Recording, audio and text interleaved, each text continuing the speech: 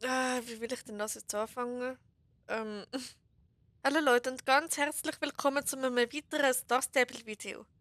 Der Video wird jetzt ein bisschen deep, weil ich werde jetzt endlich einmal über meine Probleme reden, die ich habe. Ich habe mir weder Notizen noch sonst etwas gemacht, also der Video wird ganz, ganz spontan. Und ja, hoffentlich gefällt es euch. Und dann würde ich sagen, let's go. Also eventuell lösche ich den Video dann wieder, wenn er nicht wird. Aber mal schauen.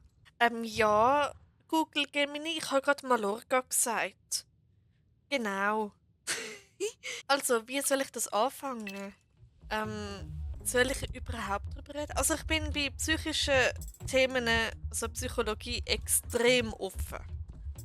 Darum mache ich jetzt auch das Video, weil sonst könnte das nie.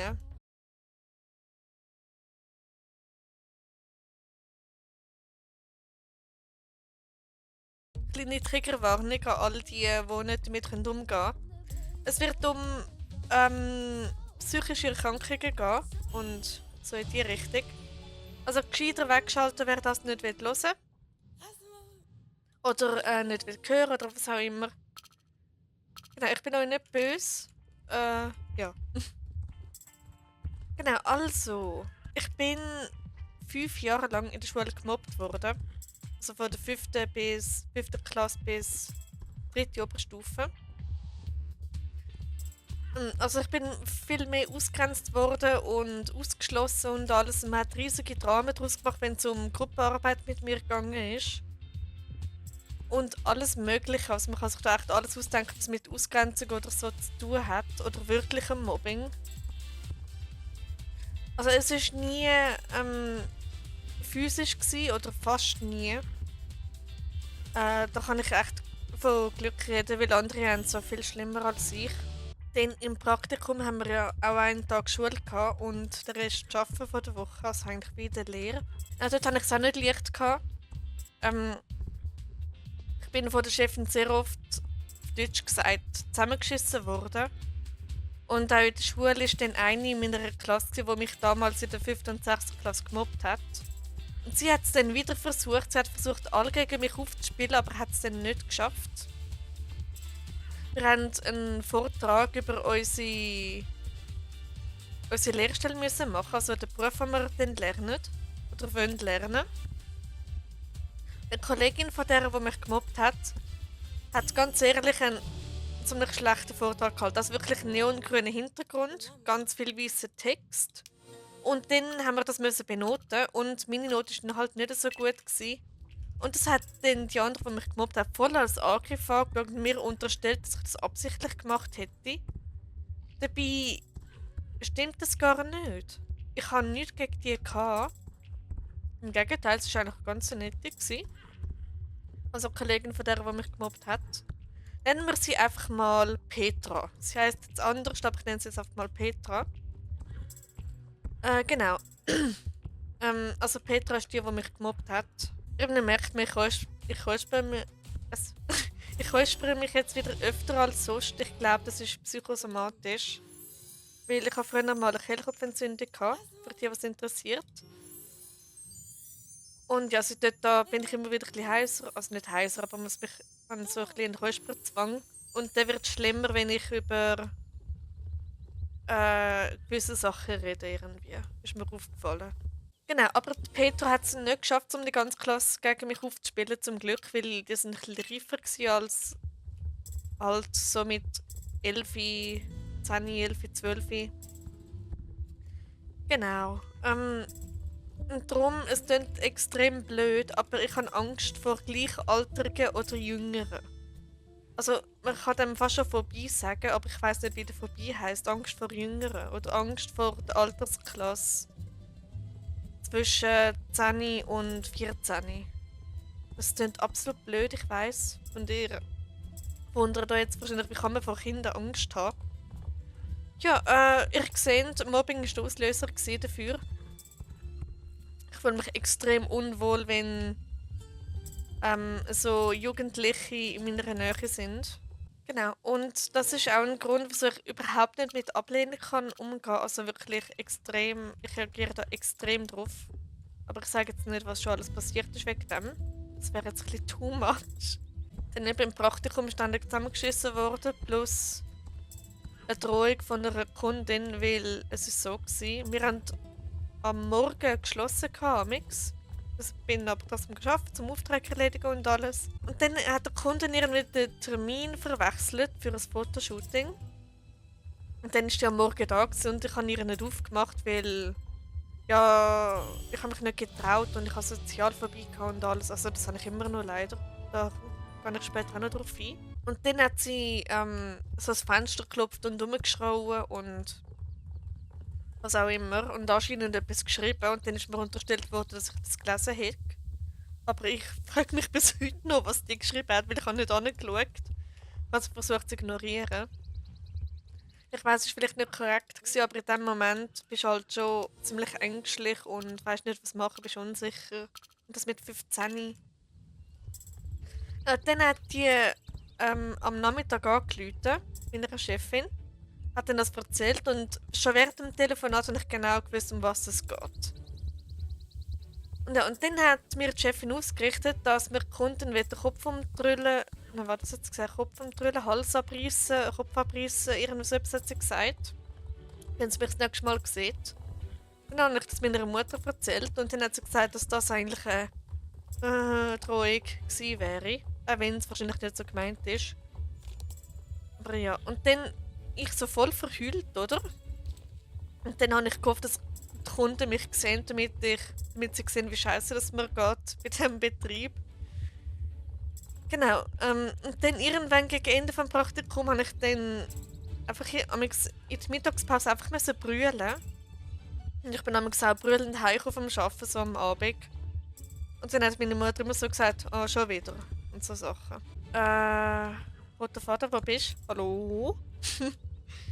Ja, und dann irgendwann gegen Ende ist es dann besser gelaufen, weil da habe ich dann das aufgelöst. Weil einmal ist dann am Mittag meine Chefin zurück ins Geschäft, ich habe dort damals zu Mittag gegessen. Und dann hat sie mich gesehen, wie ich so brülle und alles und hat dann gefragt, was ist, und dann habe ich gesagt, ja, Depressionen. Und dann eigentlich vollherzige Reaktion hat sie mich in den Arm genommen, dann haben wir geredet und so, sind dann ins Studio, aber haben dort so dann irgendwie ein bisschen gearbeitet, also irgendwie aufgeräumt, Staub gesucht oder so haben wir, glaube ich, gemacht, ich bin mir nicht mehr so sicher. Genau, und dann habe ich überlegt, ihr zu erzählen, was mir passiert ist, habe mich dann aber doch nicht getraut. Was passiert ist wegen Mobbing, hätte ich fast gesagt. Das habe ich aber eben nicht gesagt. Genau, das wäre mal das Praktikum gewesen, so mit 15 und 16 bin ich dort gewesen. Genau, also das Mobbing hat so etwa mit 11 Jahren angefangen, also wo ich etwa 11 war, bis und mit 15. Und dann bis zum 16. Lebensjahr Praktikum, was nicht schön war. Dann mit 16 bin ich dann in die Lehre. Genau, apropos das Thema. Ich bin in der Kantonsschule die einzige ohne Lehrstelle. Natürlich wieder einfach, wie sagt man dem? Eine Grundlage war, dass man mich hat können auslachen und alles. Aber ich hätte die Lehrstelle gehabt, aber ich war zu jung gewesen. Dafür, weil die Lehre, die ich machen wollte, da musst du 16 sein beim Lehrstart und das bin ich eben nicht, wäre ich eben nicht. Entschuldigung. Und das wäre ich dann eben nicht gewesen und darum habe ich neben das Praktikum gemacht. Genau, also zurück zu der Lehre. Ich bin in den absolut schlimmsten Lehrbetrieb geraten, wo man hat reingeraten. Ja, mit einem abnormal schlimmen Chef. Also Berufsbildnerchef ist er. Seine wirkliche Position weiß ich jetzt gar nicht. Auf jeden Fall war es nicht toll gewesen. Er hat am Donnerstag und Freitag Schule gehabt, weil er noch in einer Weiterbildung war. Ich glaube, so als Berufsbildner selber. Und ja, jetzt kann ich auch ein bisschen wenden und alles. Also, ich hätte das Recht gehabt, zum Nein zu sagen bei gewissen Aufgaben. Er war wirklich unsensibel gewesen. Hat absolut keine Ahnung von Lehrling gehabt, würde ich jetzt mal sagen. Und ja, und dann sind wir dann mal mit dem Zug irgendwo angefahren und dann ich so voll, weißt du, er so 2 Meter groß und ein Mann und ich fast einen halben Meter kleiner als ähm, jugendliche Frau. Ähm, ja, und ich natürlich bei weitem nicht so stark wie er und alles. Und dann ähm, hat er mir gesagt, also in der Sommerferien bin ich mit meinen Eltern für ein Erstgespräch zum Kennenlernen mal in den Betrieb gegangen. Und dann hat er mir gesagt, ja, wenn du Hilfe brauchst, kannst du immer sagen und so, ich helfe dir dann. Rate dir mal, was er 3 Wochen später gesagt hat. Ich so, Chef, ich kann das nicht, kannst du mir bitte helfen, weil es mir zu schwer ist und ich physisch gar nicht dafür fähig bin. Hat er gesagt, nein, du musst das können, ich helfe dir jetzt nicht. Ich habe mich so aufgeschmissen gefühlt, ich bin so kurz vor dem Brüllen, ich hatte so Tränen in den Augen. Gehabt. Und dann hat er gesagt, du gehst erst in Pause, wenn du es gemacht hast. Und ich natürlich dann krampft und alles Mögliche versucht. Und ich habe es physisch eigentlich gar nicht können. Also ich meine, er hat es wahrscheinlich nicht verstanden mit seinen 2 Metern, dass ich fast schon zu klein bin für die Aufgabe. Und ja, dann habe ich es irgendwie mit größter Mühe und Not geschafft. In den fast brüllenden Pause. Genau, das ist genau das da, kann ich will sagen. Unter anderem ist das ein Problem gewesen, bei diesem Betrieb.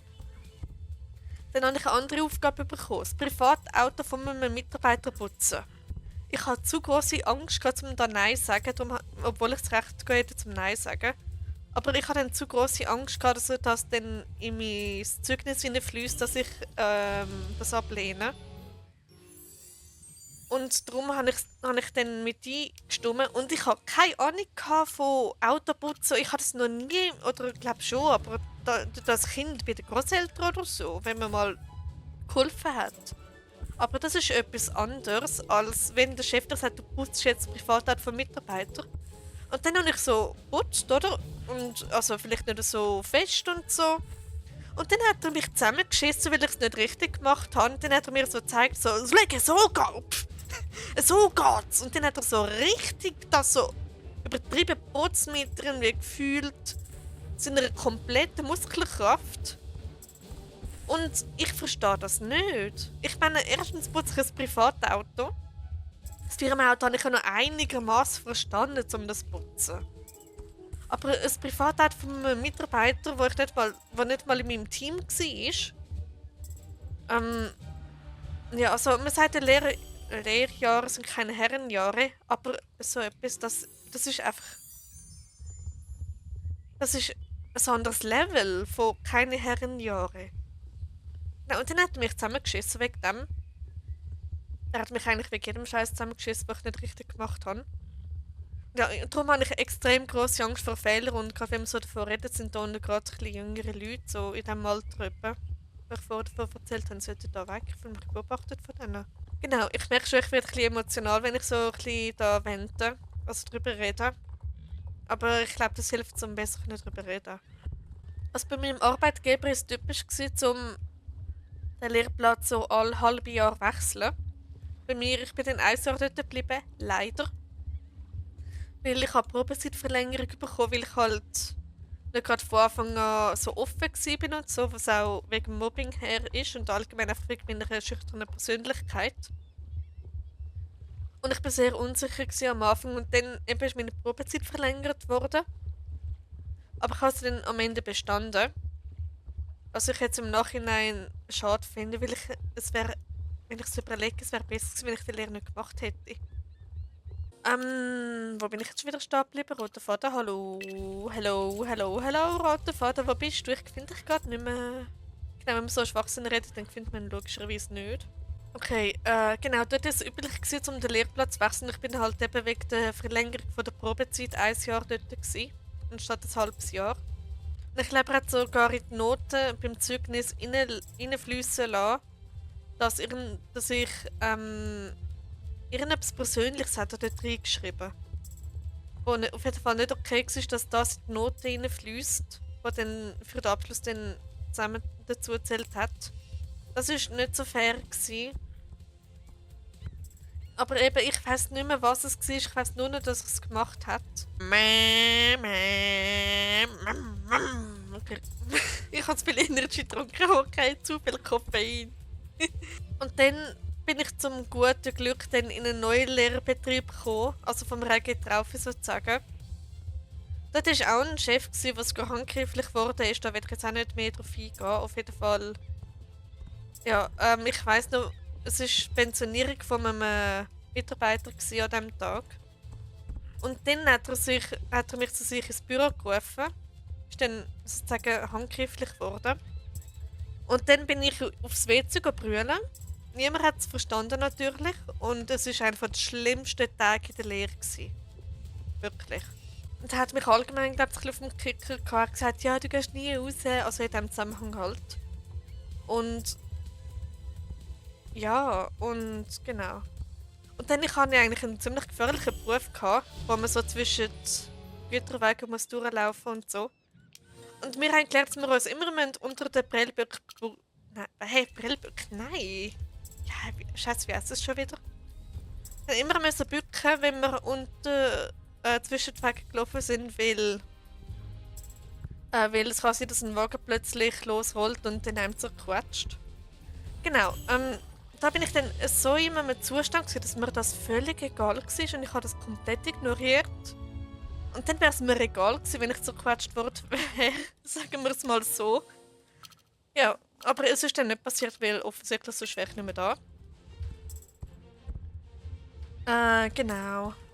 Ja, und dann hat es geheißen, dann im Nachhinein, dass man das eben nicht sollte. Und ich so, ich weiss, dass man das nicht macht, aber ich kann nicht sagen, dass es Absicht war. Ich kann das nicht sagen, weil sonst hätte ich wahrscheinlich gerade die Lehrstelle verloren. Genau, das war etwas, was unter anderem passiert ist. Also ich bin so weit, dass mir wirklich egal war, ob ich noch da bin oder nicht. Und ja, das war das zweite Lehrjahr, die erste Hälfte. Dann in der anderen Hälfte ist es ein bisschen besser. Genau, der Chef war dort mega toll gewesen. Also er hat wirklich gewusst, wie man mit Lehrlingen umgeht. Und ja, aber es ist ganz offensichtlich gewesen, dass er, der Chef in diesem Betrieb, mein S-Frame. Yay! Hallo S-Frame, guten Morgen, schön, dass du da bist. Nein, oh, das ist gerade herzig. Ich habe gerade am S-Frame gesagt, schön, dass du da bist. Oh, ich liebe Sony. Okay, genau, das ist jetzt ein bisschen Trisches und okay ist Level 6. Genau, also man hat auf jeden Fall gemerkt, dass der Chef... Also wir waren 3 Lehrlinge. Man hat gemerkt, dass er einen Favorit hat. Wir hatten dort eine ziemliche Drecksarbeit, wo man wirklich dreckig wird. Das habe ich in der ersten Woche gelernt, wo ich dort war. Und dann das Finöckeli von Lehrling, da der Favorit vom Chef, der hat in den letzten 3 Wochen... Also ich in der ersten Woche habe es gelernt und er in den letzten 3 Wochen, wo wir dort waren. Er so, oh, ich hätte nicht so Weiss anlegen, ich bin voll dreckig. Und ich so, hast du jetzt gemerkt? Ich weiss es schon seit der ersten Woche. Genau, ich habe den überhaupt nicht mögen. Und weil der ist voll bevorzugt worden und als hat nie müssen Drecksarbeit machen, außer ganz am Schluss vielleicht einmal. Genau, ich bin immer fast immer bei der Drecksarbeit eingeteilt worden. Wir haben jede Woche neue Einteilung gemacht. Und ja, genau. Und dann auch so richtig unsensible Mitarbeiter. Unter anderem haben wir so eine Tour müssen machen, um Gegenstände und Päckchen auszuliefern. Also mit so einem Fahrzeug so auf dem Gelände. Also Betrieb. Betrieb, Gelände, was sagt man da? Genau. Und dann bin ich anders eingeteilt worden, also die Drecksarbeit hat zu dieser Tour gehört. Und dann bin ich anders eingeteilt, was macht der Mitarbeiter? Der eine, der kommt auf mich zu und sagt, hey, ich muss die Tour machen. Und dann ich so, sorry, ich bin nicht da eingeteilt, ich mache das jetzt nicht. Und das hat er wahrscheinlich nicht verstanden, aber er hat dann aufgehört, mich dazu zu zwingen. Und ja, ich habe das nicht fair gefunden, dass ich immer die Drecksarbeit haben müssen machen. Aber an sich ist der Chef der Erste, der toll war. Und er hat mir auch gute Noten gegeben, wenigstens. Und auch auf Fachebene und nicht auf persönlicher Ebene bewertet. Dann das nächste Lehrjahr, was ist denn nachher gekommen? Genau, dort war es auch einigermaßen okay gewesen. Auch mit Auf und Ab natürlich. Dort haben wir einen mega tollen Chef gehabt, wo ich auch über private Themen reden konnte, also über Aviatik und so, weil ich mich da ziemlich dafür interessiert habe. Und der Chef, also der Berufsbildner, dann genauso. Und das war eigentlich eine tolle Zeit. Wir waren irgendwie 5 Lehrlinge oder so, gewesen, oder ein bisschen weniger, oder ein bisschen mehr. Irgendwie so etwas sind wir. Gewesen. Und ja, und da hat es wirklich so eine Abteilung für Lehrlinge gegeben, wo man auch wirklich lernen kann, wo wir zusammen gelernt haben und alles, wo alle Lehrlinge beieinander waren oder so. Drei Lehrlinge aufs Mal. Das war noch echt toll. Gewesen. Und dann nachher ist das Highlight gekommen, wo ich am Flughafen arbeiten durfte. Ich voll Aviatik-Fan am Flughafen, hell yeah. Das war unter anderem auch eine tolle Zeit, gewesen, nur ist halt die Zeit von der QV gewesen, also im letzten halben Lehrjahr. Aber da bin ich mal zusammengeschissen worden, ein paar Mal. Weil wir haben so einen Mitarbeiter gehabt, so er ist unter anderem zuständig für Lehrlinge gewesen. Er hat seinen Frust und alles hat er dann einfach an mir ausgelassen. Und dann, ja, mir dann einfach nicht die Schuld gegeben, aber eben wie gesagt, das einfach an mir ausgelassen hat er. Und dann hatte ich QV gehabt, da bin ich dann extrem verkältet gewesen und habe sie trotzdem gemacht. Aber ich habe bestanden. Und das gar nicht mal so schlecht. Wie ist es dann weitergegangen? Genau, nachher habe ich ein halbes Jahr Auszeit gebraucht. Also ich habe dann Anfang August, ist die Lehre, also Ende Juli, ist die Lehre fertig gewesen dann. Und nachher habe ich dann den Rest des Jahres Auszeit müssen nehmen, weil einfach zu mich erholen und zum wieder ankommen und so. Ja, und das hat mir dann einen Strich durch die Rechnung gemacht, weil ich habe nachher keine Stelle gefunden. Und ganz ehrlich, der Beruf hat mir nicht mal wirklich gefallen. Ja, ich habe es einfach komplett durchgezogen und das hätte ich nicht sollen machen. Ich hätte damals schon am Anfang, wo ich schon daran gedacht habe, um die Lehre abbrechen, ich hätte es sollen machen. Wahrscheinlich wäre ich jetzt viel besser da und könnte jetzt wahrscheinlich noch arbeiten und so Sachen. Und dann bin ich ausgezogen, was auch wahrscheinlich ein Fehler war. Weil ja, dann hat die Sozialphobie so richtig gekickt. Also ich habe mich nicht einmal mehr zum Briefkasten getraut. Ich habe mich nicht mehr getraut, Auto fahren. Ich habe mich nicht mehr getraut, zum posten, was dann auch noch lang ein Thema war. Und ja, darum habe ich jetzt kein Auto mehr, weil ich fühle mich einfach zu unsicher auf der Straße. Und dann habe ich gedacht, ja, gescheiter ÖV und alles. Wenn ich dann wieder geschafft habe, können 2 Wochen durchziehen, weil dort ist so, ich sage jetzt keinen Betrieb, aber dort ist so abnormal ausgenutzt worden. 10 Stunden am Stück arbeiten mit einer halben Stunde Pause, die vielleicht 20 Minuten waren, weil man irgendwie mal durch den ganzen Betrieb hat müssen laufen, zum Pausenraum überhaupt zu kommen. Und ja, dort habe ich dann gekündigt, genau aus dem Grund wegen purer Ausnutzung und Erschöpfung und ich einfach nicht mehr mögen, bin auch brüllend damals heimgekommen. Genau, und dann habe ich gekündigt und dann habe ich natürlich vom RAF den Einstelltag bekommen, weil ja, zumutbare Arbeit, obwohl für mich es nicht zumutbar war. Was habe ich so Mühe mit dem Wort zumutbar? Ja, jetzt geht es natürlich, jetzt kann ich es aussprechen. Das macht Sinn. Übrigens, ich habe ganz vergessen zu erzählen, der OK, also das eine Curly, ist mein Wohlfühlpferd. Ich habe jetzt so ein Wohlfühlpferd, das ich jetzt eben genau für dieses Video rausgeholt habe aus dem Stall. Bei ihm fühle ich mich extrem wohl, zusammen mit dem Outfit. Ich finde es so super herzig. Genau, nach der Kündigung bin ich dann daheim und habe mich verschanzt und alles. Ich hatte weder sozialen Kontakt gehabt, noch bin ich freiwillig rausgegangen, noch sonst irgendetwas. Genau, und dann hatte ich noch lärmende Nachbarn gehabt, und zwar extrem. Er hat Nacht zum Tag gemacht. Dann bin ich aus dieser Wohnung raus. Und dann in der nächsten Wohnung auch wieder wegen Nachbarn. Die haben sich dann auch komplett verstellt, was zum Gang ist, zum Messen, wie laut das sind und alles. Dann haben die sich extra verstellt, weil sie gewusst haben, dass es eigentlich viele Leute sind, aber sich jetzt verstellen, damit es niemand merkt. Richtig, richtig asozial gewesen. Und dann bin ich auch tatsächlich in Therapie gegangen. Leider wieder mal viel, viel zu spät. Weil ich habe so Mühe gehabt, um zu posten. Ich habe mich nicht mal mit das getraut, so in den Laden zu gehen, Wocheneinkauf machen oder was auch immer. Genau, Therapie hat dann mehr oder weniger geholfen. Also sie hat eigentlich sehr, sehr, sehr viel geholfen, zum Glück. Also ich kann jetzt wieder problemlos posten, ohne Zögern. Ich kann zum Briefkasten runter, was jetzt aber auch aus einigen Gründen ab und zu auch nicht möglich ist. Ja, also es hat wirklich sehr viel geholfen. Da kann ich einfach nur Danke sagen an meiner Therapeutin. Genau, und dann musste ich noch eine Abklärung machen. Also ich habe sie freiwillig gemacht, weil ich den Verdacht auf etwas hatte. Und ja, der Verdacht hat sich dann bestätigt. Auf eine psychische Krankheit. Genau. Aber ich weiß es nicht, ob ich die da jetzt rausplappern will oder nicht. Dabei habe ich die Diagnose.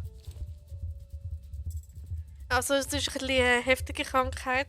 Extrem paranoide Krankheit ist das. Und ja, die tun mich auch ziemlich einschränken. Also jetzt aktuell eigentlich geht's. Aber es hat eine Phase, oder Phase gehabt, wo ich mich wirklich extrem beobachtet gefühlt habe. Vielleicht könnt ihr euch denken, wo ich da, dass ich da gerade raus will. Ja, jetzt habe ich eigentlich meine ganze Lebensgeschichte erzählt. Genau, was auch noch dazu kommt, ich bin hochsensibel. Also HSP heißt es, High Sensitive Person. Und ja, und durch das nehme ich alles nochmal extremer wahr und alles. Und das ist teils auch nicht lustig. Und ja, aber es kommt vor, dass ich mich teils so extrem in das Thema vertiefe, also ich nenne es jetzt Herzensinteresse. Dann sammle ich Fakten drüber und so und weiss dann so einiges drüber und bin ein riesen Fan davon, also wirklich mehr als Fangirl. Also ich nenne es jetzt auch Herzensinteresse, weil Spezialinteresse zählt jetzt in ein anderes Gebiet, wo ich eventuell habe, aber uppala. Aber es kann auch sein, dass ich es nicht habe, darum bin ich da mit dem Begriff ein bisschen vorsichtig. Aber es kommt dem schon verdammt näher, muss ich mal sagen. Es kommt sehr näher an Spezialinteresse an. Genau, weil ich habe eine Zeit lang wirklich nichts anderes gemacht am Nachmittag und Abend nach dem Arbeiten, als dass ich mit ChatGPT stundenlang über das Thema geschrieben habe. Und es ist so schnell umgegangen. Dabei, ja, ich habe nichts anderes gemacht dabei. Ich war so vertieft drin. Aber ja, ich bin voll im Flow gewesen. Hei, hei. Ja, also zusammengefasst, ich bin IV-Rentnerin. Aus diesen Gründen, die ich vorher aufgezählt habe. Moment, habe ich? Ja, das kann ich noch abgeben. Gut. Genau, also ich bin IV-Rentnerin und darum bin ich nicht angewiesen aufs Arbeiten. Aber ich habe es versucht, ich bin arbeiten, 5 Monate lang. Aber habe wieder gekündigt, weil ich habe so etwas richtig Burnout bekommen. Also wirklich die Motivation über Wochen hinweg. Es ist nicht einfach oh, ich habe jetzt mal keine Lust zum Arbeiten. Es war wirklich sehr stark die Motivation und das 5 Wochen lang am Stück. Ich habe dann, wo ich gemerkt habe, dass es langsam so wird, habe ich Ferien genommen, eine Woche. Und wo das dann nichts gebracht hat, weil ich trotzdem noch so demotiviert war, habe ich dann gedacht, weißt du was, es bringt nichts mehr, ich bin ja nicht angewiesen auf den Job und darum wäre es gescheiter zum Weiterziehen. Genau, da habe ich dann auch gekündigt. Genau, also der Kern von der Arbeit hat mich so demotiviert und allein schon der Arbeitsweg hat mich so auch demotiviert. Genau, eben, ich habe nach 5 Monaten arbeiten, ein Burnout oder so. Ich will jetzt keine Diagnose in den Raum werfen, aber ich nenne es einfach Burnout. Oder Burnout-ähnliche Symptome habe ich. Genau, unter anderem Schlafproblem, Motivationsproblem. Ja, das wäre so meine Lebensgeschichte, meine Probleme. Und ja. Genau, und eigentlich nach all diesen Umständen ist es komisch, dass ich YouTube mache und live streame. Aber ich versuche so meine Sozialphobie zu überwinden und ich glaube, das ist der beste Weg, weil mit den Aufnahmen kann ich dann im geschützten Rahmen bei mir daheim machen. Streamen kann ich auch schön daheim machen. Genau, ich versuche meine Sozialphobie zu überwinden mit YouTube und Livestreaming und bis jetzt läuft es ziemlich gut. finde ich. Also es tut mir auch gut, habe ich das Gefühl. Oder meistens. Es gibt auch Momente, die mich komplett abziehen.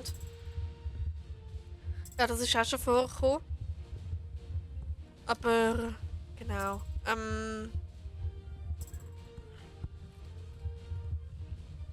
Ja, aber ich versuche so gut es geht, das da durchzuziehen. Und es macht auch Spaß, finde ich. Nicht so offen über das Thema reden macht noch mehr Spaß, habe ich das Gefühl. Also ich bin jetzt auch schon beim Ueldelsee und es geht extrem schnell die Zeit um.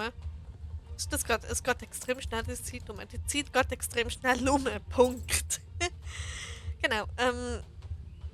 Also wer das Video bis da geschaut hat, Respekt. Hätte ich nicht gedacht, dass du so weit schaust. Genau. Dann wäre es eigentlich schon wieder. Ich habe jetzt wirklich 40 Minuten angehört, 40 Minuten über meine Probleme und meine Lebensgeschichte geredet. Ich habe so gewendet. Der Schneiden wird eine ziemliche Arbeit. Ähm, Darum kann es sein, dass das Video erst in ein paar Tagen oder in einer Woche oder so kommt. Mal schauen. So, dann wäre es das gewesen. Und das Video ist jetzt auch fertig. Hoffentlich hat es euch gefallen. Hoffentlich habe ich euch ein bisschen unterhalten und so. Und jetzt habt ihr einen Einblick in mein Leben bekommen. Es ist vielleicht noch zu früh, jetzt mit dieser Abozahl so ein Video zu machen. Aber ich habe jetzt einfach gerade Lust gehabt. Und genau, und ich finde, es ist relativ gut gelaufen. Dass ich so frei habe können erzählen, hätte ich nicht gedacht. Genau, und dann hoffe ich euch, ja, ich hoffe euch. Dann hoffe ich, dass euch das wieder gefallen hat. Ich habe jetzt Sachen unterhalten und so. Und dann sehen wir uns im nächsten Video, was auch immer ich dann machen werde. Und bis dann. Ciao, ciao.